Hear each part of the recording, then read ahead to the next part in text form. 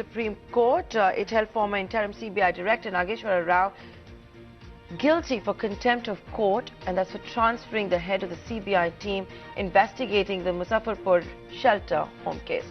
Rejecting the unconditional apology, the Chief Justice of India imposed a fine of 1 lakh rupee, but also asked Rao to sit in the corner of the courtroom for 1 day till the court rose.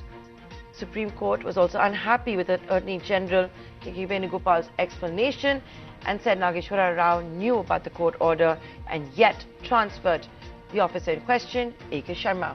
The three-judge bench issued a stern warning, saying you need to obey the law of the land and not politicians or bureaucrats.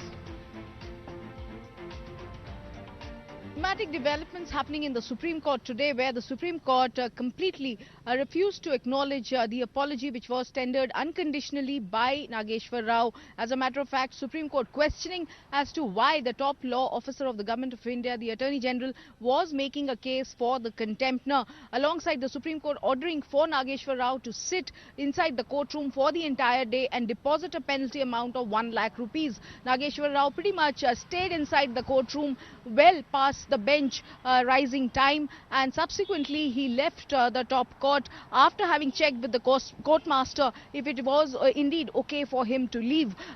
He was confronted with questions which he refused to take, but clearly this is deeply humiliating for an agency which is currently grappling with credibility issues for the Supreme Court to convict someone who has assumed the charge of interim director CBI in the intervening period till a formal director CBI was chosen by the High Panel Committee.